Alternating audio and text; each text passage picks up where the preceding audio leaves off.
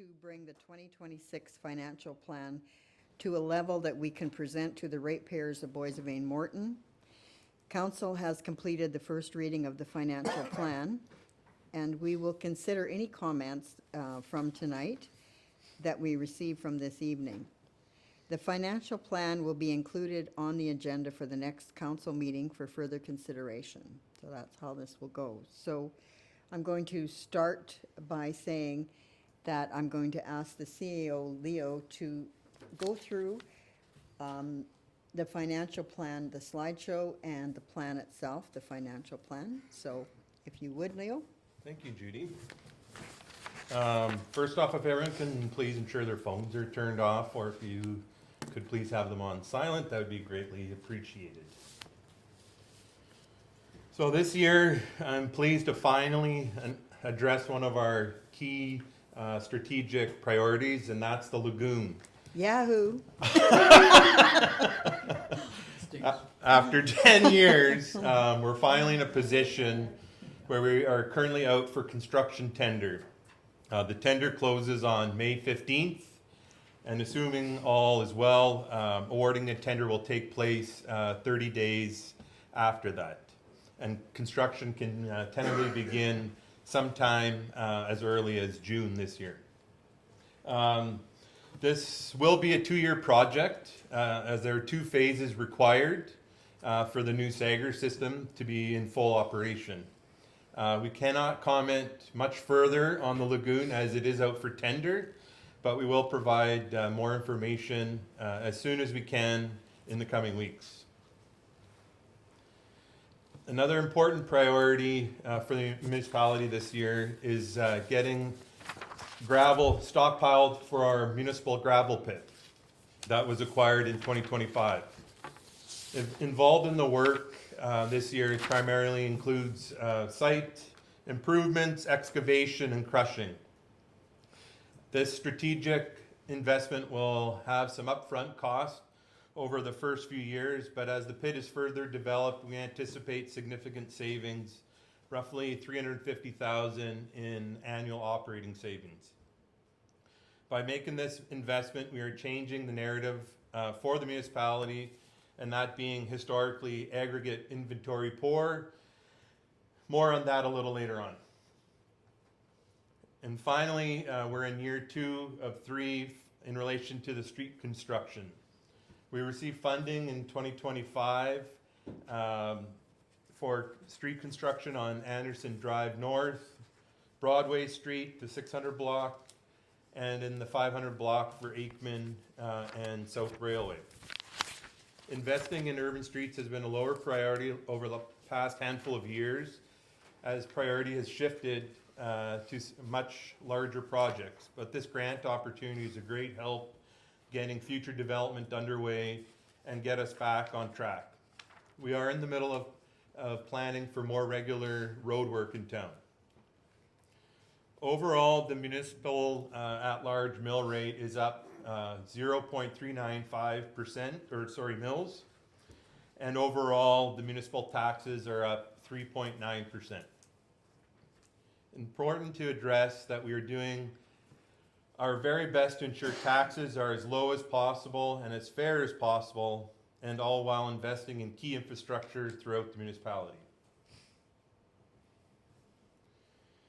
This year, we are also excited to share with you some of our other highlights for 2026.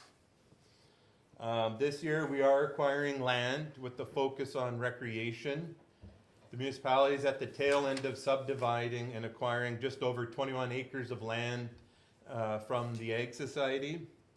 Most people are not aware, but the land that the rec grounds are on has been owned entirely by the Ag Society, which has historically restricted the abilities of what the municipality can or cannot do.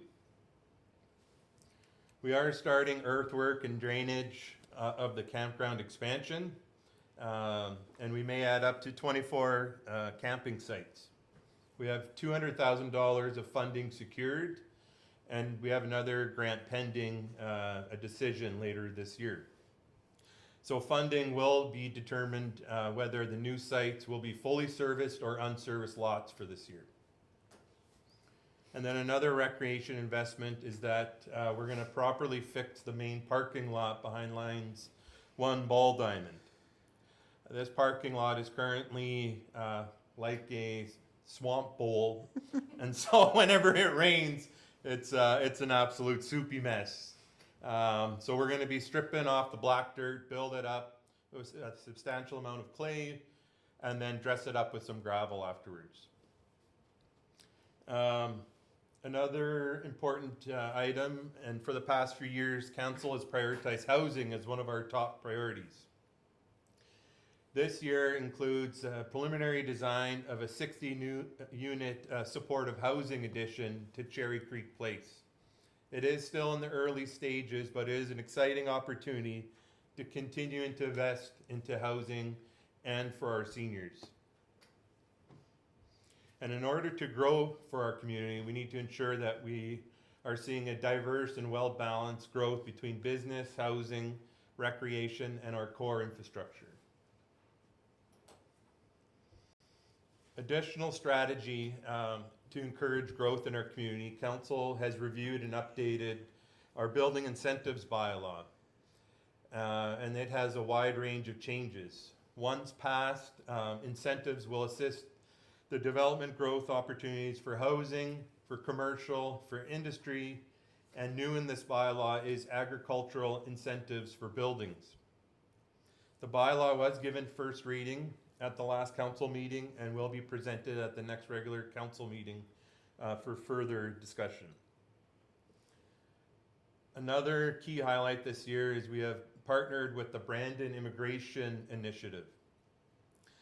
This expanded a newly formed Southwest Immigration Initiative, which came into effect as of January 2026, will assist individuals that are trying to speed track and obtain their permanent residency here in Canada. This year, we again have some significant investment in our major utility projects, and they include the detailed design relating to the treated reservoir, and this also includes the acquisition of a parcel of land from Manitoba Hydro and some prep work for the treated reservoir expansion. We are undergoing an initial review of our water treatment plant expansion and hopes to move towards a detailed design in fairly short order. We're also doing some valve replacements, as well as we're increasing the pipe size that feeds the lift station at Broadway location. This improvement will significantly improve capacity to the lift station, as currently there's a bottleneck and it creates backup on the system, which we will be addressing it to meet this proper design. And finally, this year, it is an election year. And so our election will be held on Wednesday, October 28th, later this year. In 2026, our total municipal budget is increasing by a little over $400,000 from previous year. This is primarily due to the amount of grants that we have been able to secure.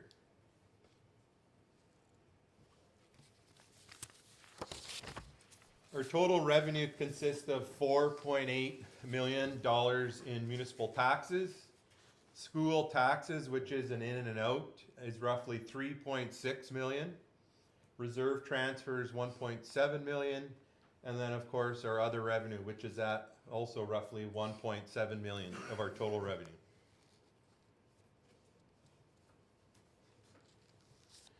In 2026, the school taxes, which is governed by the local school division and provincial government, are seeing significant increases. In particular, the Turtle Mountain School Division has increased by over $500,000 and is an 18.3% increase over last year's amount. This astonishing increase is jaw-dropping and is most impactful to the majority of properties within the municipality. The Southwest Horizon School Division is increasing 4.2%, roughly $5,000 over last year, and then the education support levy is up roughly $20,000 and is an increase of about 7.3% over last year. In 2026, there is another change relating to the school taxes of your tax bill, and I believe this is the 6th year in a row that we are seeing a change. And the change this year is the homeowners affordability tax credit will increase from $1,500 to $1,600 on residential properties. Residential properties will receive up to a maximum amount of $1,600 on the education part of your property taxes. It will be applied directly to your property tax notice and applies only to your principal place of residence. In the event that your property is assessed lower and you're paying less than $1,600 in school taxes, then you'll only receive up to that exact dollar amount. So if your school taxes are $805, then you'll receive a credit on your tax bill at $805. For farm property, it will remain unchanged from last year's rebate at 50%. And for commercial and in industry, there are no tax credits or rebates.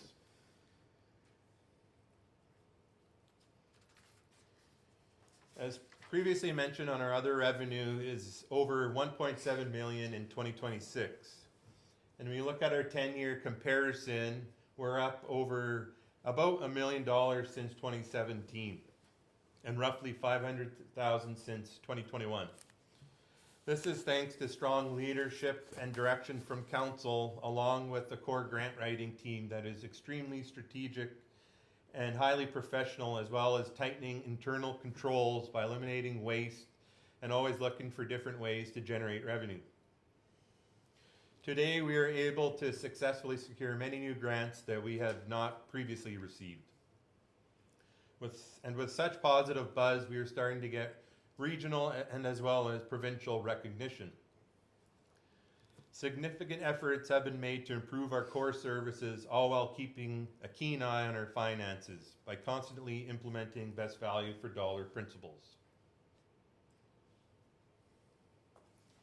Our other revenue for the year, we have earmarked from the Department of Municipal Relations, which is our operating grant, $356,000.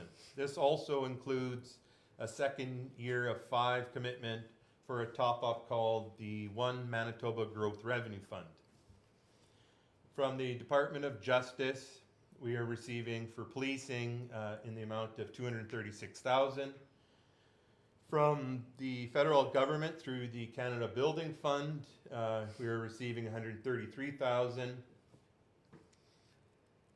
And then the following grants have red check marks beside them because we have applied for them and have successfully received. And they are from the Department of Municipal Relations and Transportation, or the handy van, which is $29,000. From Cultural and Heritage, which is Career Start Program, $7,000. The Dutch Elm Program, $3,200. And then we have a variety of grants coming in from Manitoba Water Services for different projects at a total of $130,000.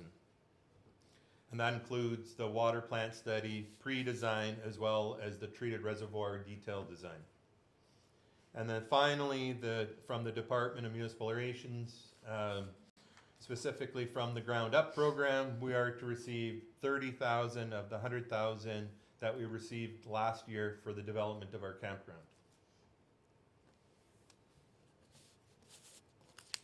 Our total expenditures is estimated at $8.29 million for the 2026 year.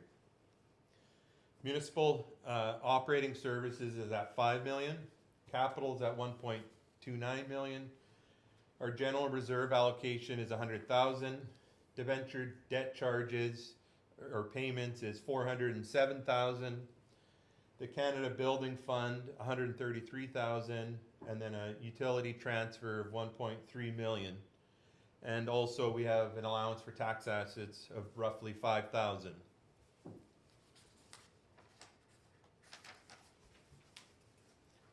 Our expenditures by service area are reserves 1.5 mil, fiscal 1.7 mil, Recreation and cultural, 500,000. Economic development, 243,000. Environmental development services, 73,000. Public health and welfare services, 13,000. Environmental health services, 185,000. Our largest budget area is transportation, and this year it's at 2.6 million. Protective services, 550,000, and then general government services at 849,000. In 2026, our budget for the urban streets is at 679,000.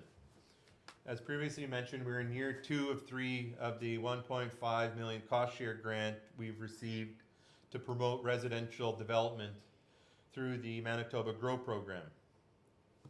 This year we are doing significant prep work to Anderson Drive North, the 600 block on Broadway, as well as the 500 block on Aikman Street, and also the 500 block on South Railway Street. We additionally are paving roughly 11 spots throughout town, and paving is tentatively scheduled this year for mid-May. In 2026, our rural roads, gravel and construction budget combined is 722,000. And for that, we will be graveling roughly 87 miles of road at 160 yards per mile, focusing on fixing dead-end roads, which proved great success last year, and we're also making improvements to the Camp Koinonia Road, which is cost shared with the Department of Parks. Important to note, Council has recently passed a resolution to increase the amount of gravel on our roads from 160 yards per mile to 200 yards per mile, and that is starting in 2027. As having our own gravel pit will be, depending on this supply, effective in 27. In 2026, we will be the last years of both of our existing gravel contracts, and so the municipality will be utilizing the gravel pit, the gravel from the gravel pit exclusively starting next year.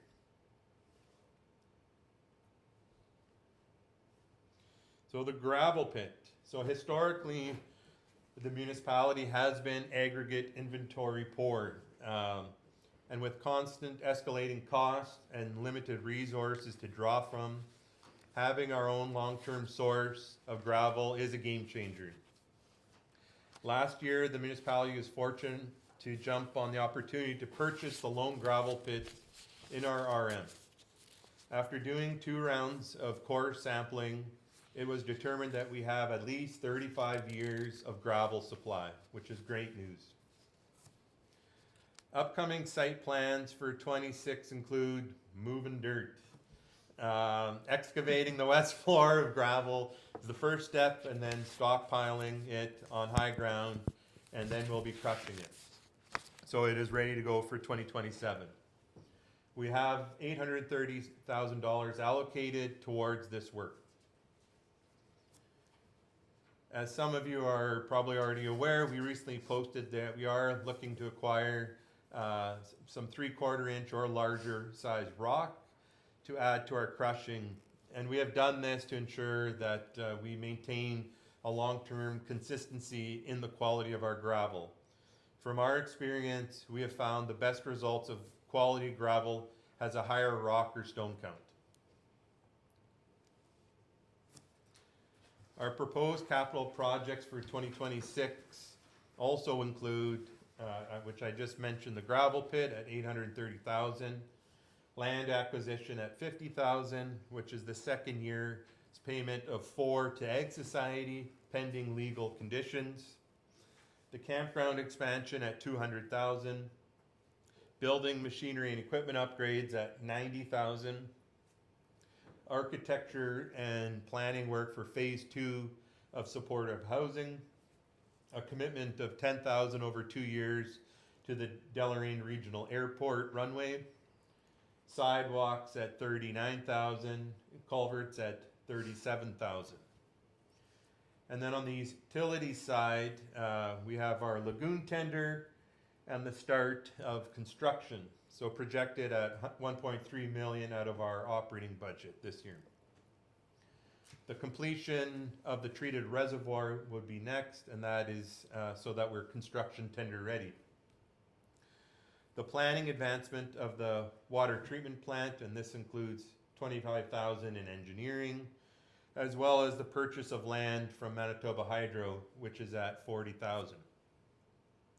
This land is needed for the treated water reservoir expansion and also for the eventual water plant expansion. We're also planning to clean out the reservoir tank using a robotic cleaning company, and at the same time they will be videoing the condition of the valve to see if it needs divers in for replacement, as a functioning valve is a requirement for the addition of the treated reservoir project. Additionally, we will be doing more valve replacement, but that's all pending of the outcome from the reservoir expansion.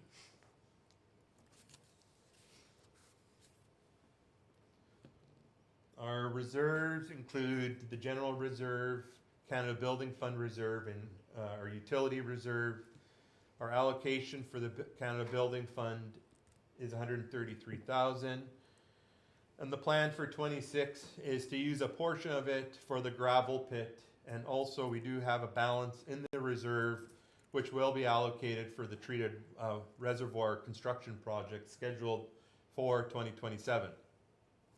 For our general reserve, we have allocated 100,000, but this year we do plan to utilize 200,000 for the campground expansion and also 350,000 towards the lagoon.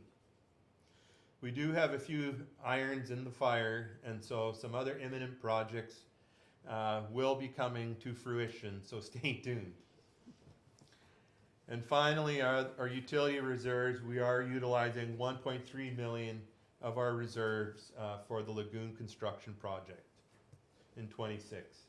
Again, more to be shared after the close of the lagoon construction tender.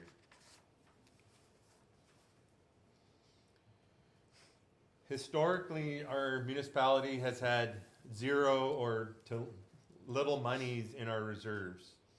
But over the past 7 years, we've made significant efforts to rectify this and also build up our reserves. With such success, we were able to fully fund the pool project without having to borrow any money, among many other extremely important projects.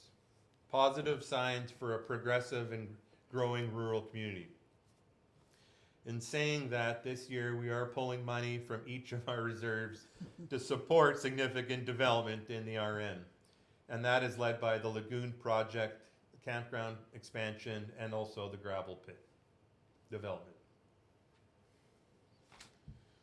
For debentures, at this point, our debentures are unchanged compared to last year, and again is at $407,000. The first scheduled debenture to expire is the urban landfill and the rural landfill debentures in the years 2031, and they have annual payments of $37,000 and $22,000. Next debenture maturity is the residential development phase 2, maturing in 2032 with an annual payment of $58,000.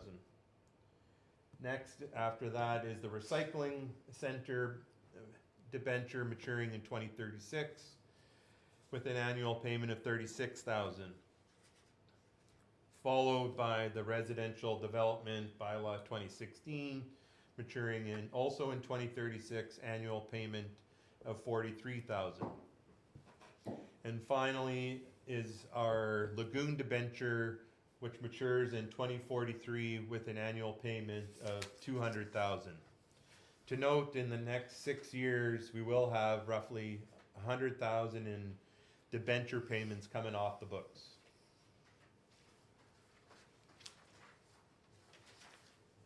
When we look at our debenture debt at year-end 2024, we had 3.9 million in debenture debt, which included the addition of the lagoon debenture at 2.385 million.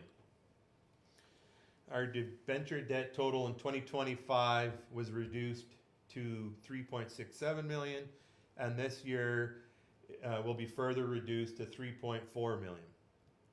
At this point, our municipality is in a cash-driven position instead of borrowing huge amounts for smaller projects. Rather, the municipality is saving this borrowing powers for larger projects. Examples include such as potentially the new rink or a new water plant expansion. At the end of the year 2026, our projected debt limit usage is at 18.6% of our borrowing capacity and is just under $15 million. Many municipalities are well over 50% debt limit usage, and others are close to maxing out borrowing capacity. That adds lots of unnecessary interest expenses and limits projects that the municipalities can actually undergo. We have made strong strides to continuously make the effort to pay for large projects and operating projects with cash rather than borrow, again using the best value for dollar approach.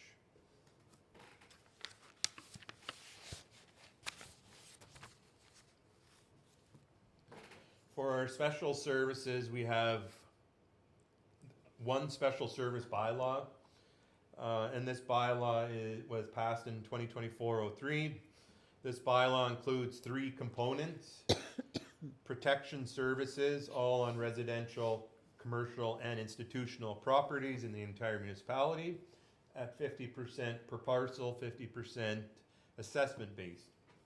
The second component is waste pickup services, and that's for town garbage pickup, and that is 100% per parcel. And the third component is transportation for town. That is based on 100% cost on assessment. This year we will also be paying levies in the amount of $50,000 towards the Souris River Watershed District and $7,800 into the Pembina Valley Watershed District.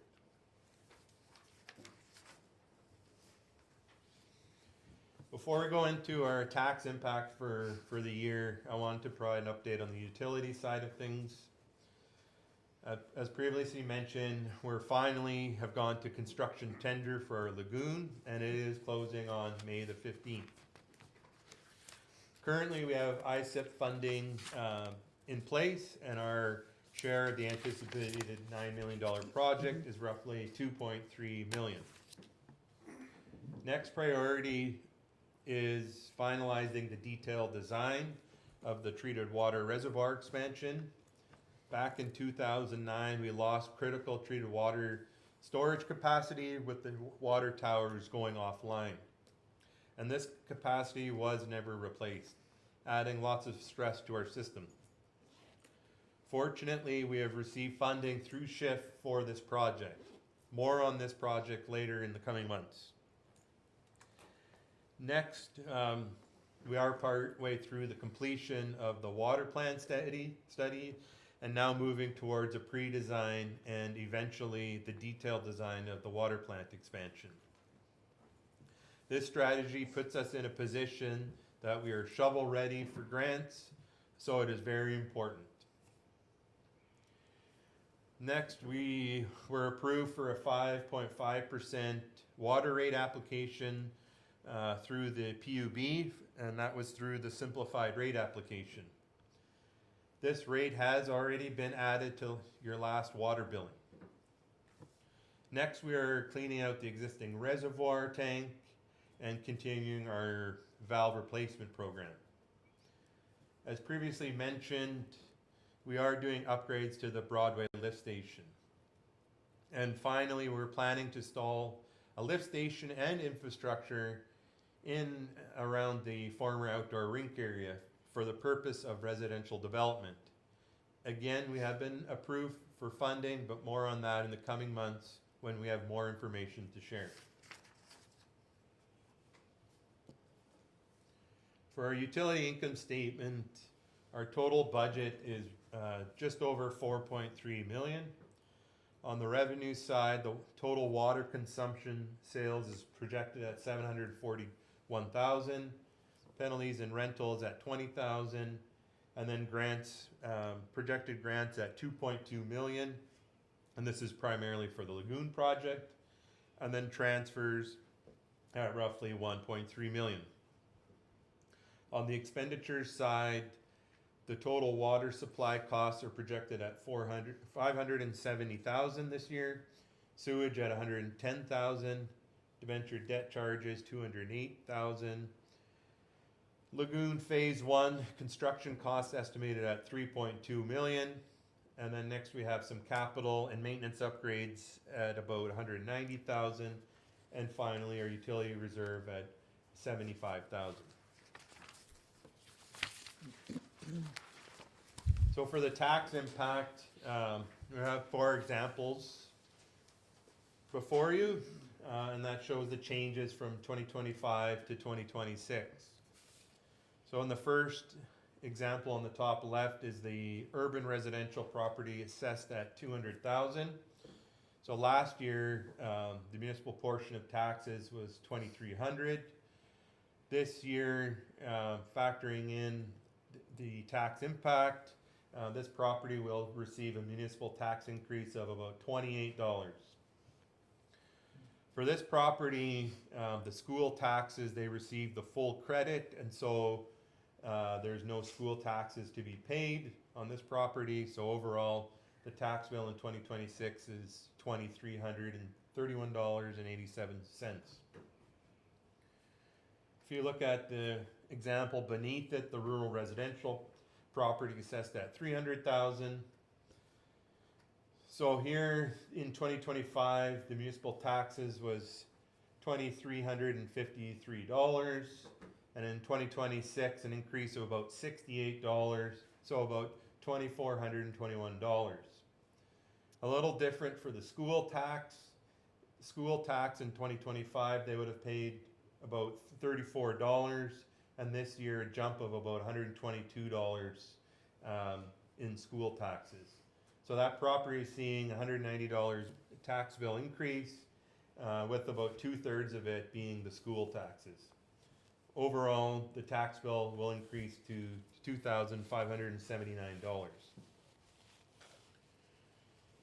Then the next one is an urban commercial property, and that's assessed at 100,000. So in 2025, municipal taxes was at 1778.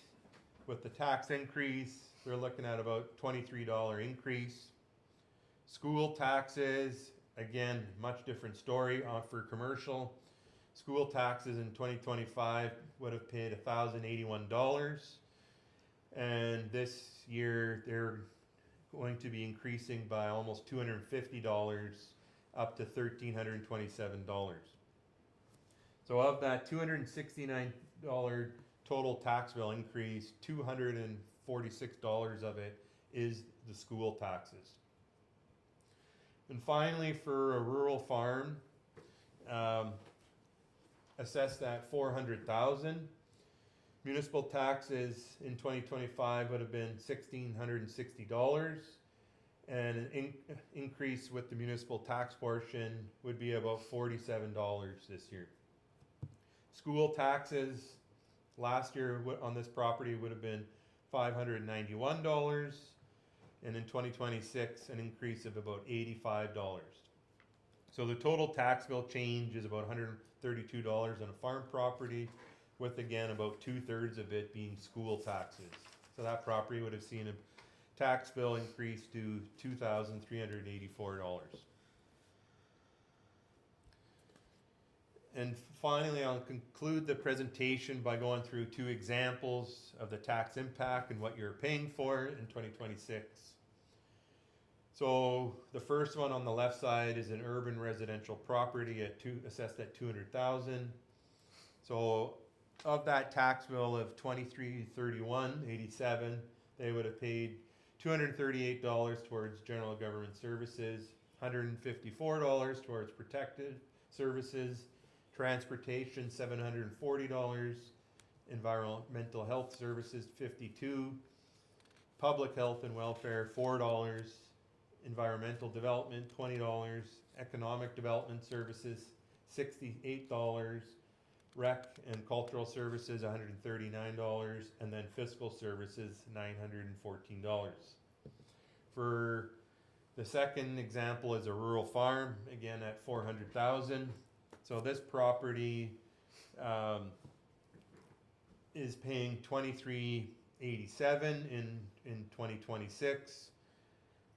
The breakdown is $175 for general government services, $112 for protection services, transportation $540, environmental health $38, public health and welfare $3, environmental development services $15, economic development $50, recreation and cultural services $102, and fiscal services $669. So without the school taxes, the total municipal tax on that rural farm is at about $1,700.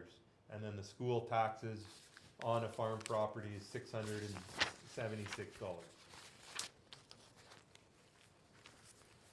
And that concludes the presentation. Thank you. Leo? Were there anybody registered for comments? No, not registered or opposed. Okay, so I guess I'll ask the council, do you have any questions?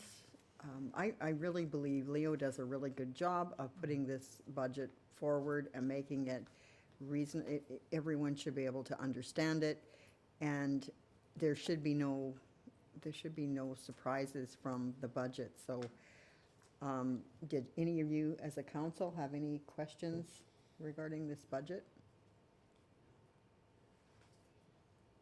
Is there any questions from the floor? Is there anyone that has any concerns or questions from this?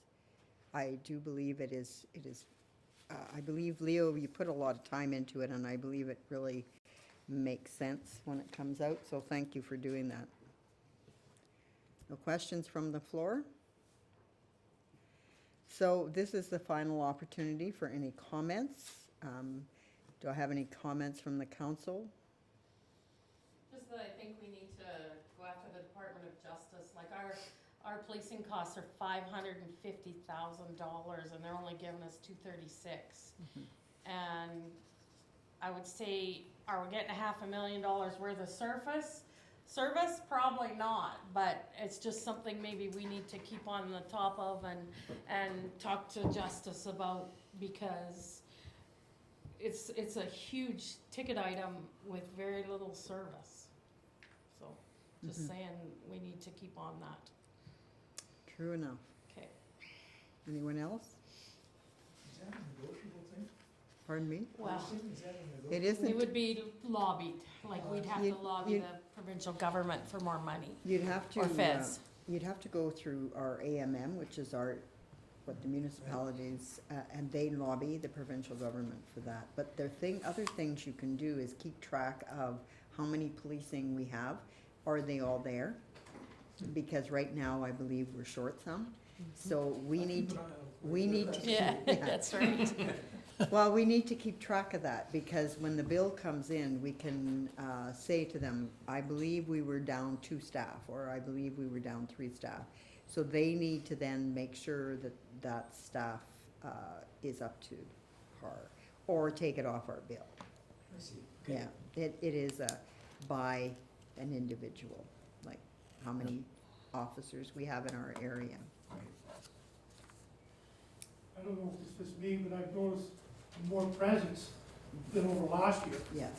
There's been a lot more patrols going through, and I think one of the things that happens is we meet with them regularly, and that has been one of the questions one of the things that we have brought to them and said, your presence needs to be seen. You need to be here, you need to be seen, whether you're, being out on the highway, I'm just seeing them by the highway Yeah, on a regular basis. You would be able to see them go by on that. That's because our police office has a gym in it.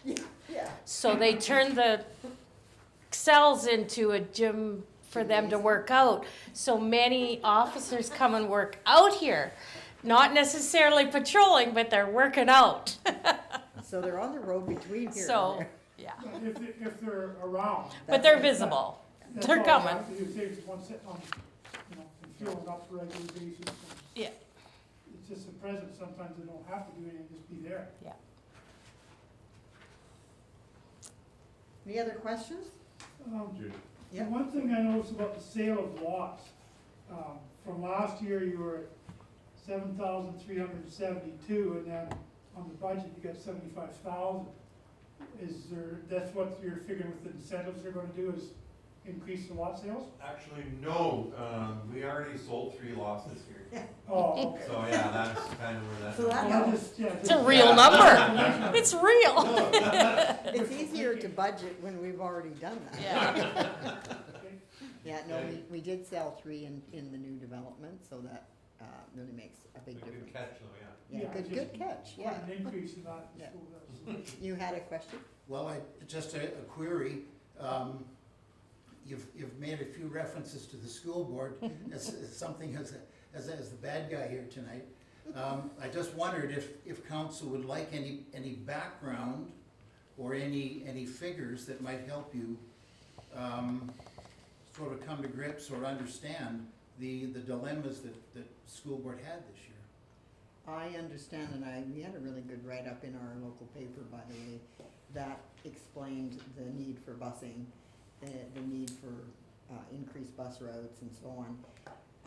I will ask the council, we'll discuss it, and if we need to, I guess I am sorry that I didn't attend the budget meeting, and I should have, or some of us should have, and we didn't. And so that's on us, that we weren't aware. I guess we go along like everyone else and expect the increases to be minimal, and then when they weren't, I know there's a reason, and I know you're in the same position as we are.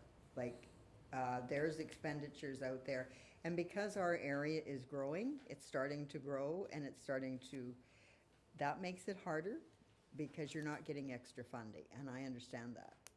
But we have to point out that the increases that people will see on their bill will not necessarily be from the municipality. They will be from the school board, a good percentage of them. I'm aware of that. Yeah, so you'll get calls, I'm sure. Well, I personally have not yet, The bills haven't gone out yet. no, but I just wondered if there's more than one reason that's behind it. And you mentioned busing. You know, we had to buy a bus 2 weeks ago for the Boissevain catchment area that needed a lift because of a wheelchair student. Well, that was $225,000. And of course, we get $0 of support from the province with that type of a purchase. But there are some other reasons too that factor into it. And if you'd like to hear those, I'd be more than happy to share our perspective on it. I appreciate that, and we will absolutely talk about it, and I will be able to I can get a hold of you and have you come to one of our council meetings and give us a presentation if you'd like to, or if the council sees that would be necessary. We understand that there is every part of the government, provincial, federal, municipal, school divisions, we're all in a crunch. There's only one ratepayer. And often everyone forgets that there is one ratepayer.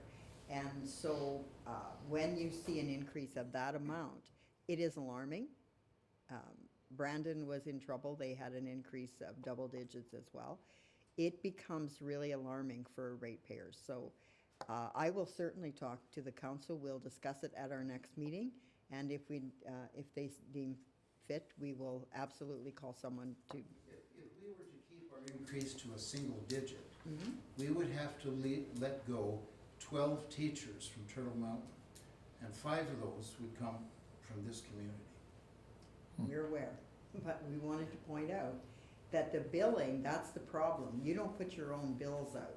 The school divisions piggyback on the municipals to have the bills go out. When someone receives a bill and they see an increase, not necessarily do they look at it and say, oh, that's school and that's municipal. That's the problem that we have as a municipality, and we're not the only ones. If you were putting your own bills out and receiving your own, that would make a big difference, because our bills would be specifically for our municipality. It wouldn't have anything to do with the school board. What percent of urban ratepayers will pay no school tax because of the homeowner tax credit? I'd have to do the exact calculation, but, it would be I would ballpark probably properties assessed at roughly 225,000 per grader. So that would be, I would be taking a complete guess at this point, but I think one of the things you need to consider on the school division is that businesses and farms are being hit extremely hard, but businesses in small communities are being hit at every direction. And there's nothing that comes back from the provincial government in refund to small business. So those are the things that, we have small business in town that are struggling to get through. Those are the things you need to consider as a school board, that yes, there is that rebate for some of us that have houses that are not of a huge value. But anybody that's in a small business and you're looking at a $300 increase is a lot for a small. That's where I think the concern is, maybe, not necessarily for housing. Again, if you have a child in school and you know that that's life, that's how it works. But what's happened with you people is the same thing. You've had one government going in one direction, and now you've got another government going in a totally different direction. So it's really difficult as a school division, as it was with us, to turn corners and go, oh, well, now we're going in a different way. Because they were starting the process, the Conservatives were starting that process to change that so that it's done at a provincial level. All of a sudden it's not. So that's when you're gonna get those big increases, and you do what you need to do.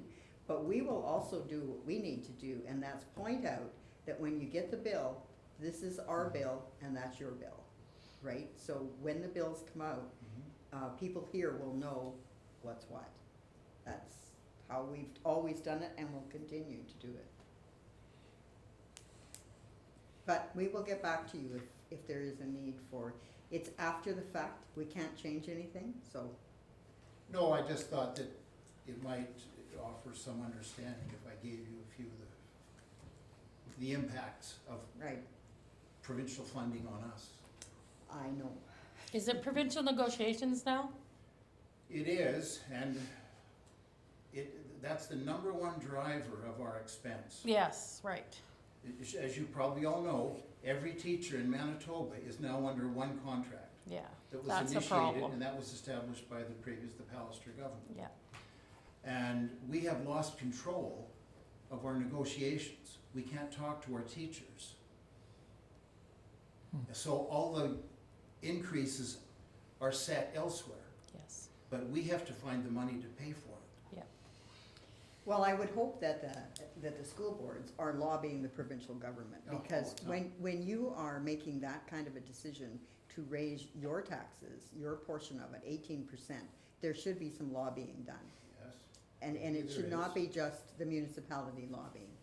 And certainly at AMM, it's raised every time we get together with other municipalities. So I appreciate the fact that you're here, but you're setting your mill and you're setting your expenses is on you, and we are doing the same. We're trying to set our expenses to where they are.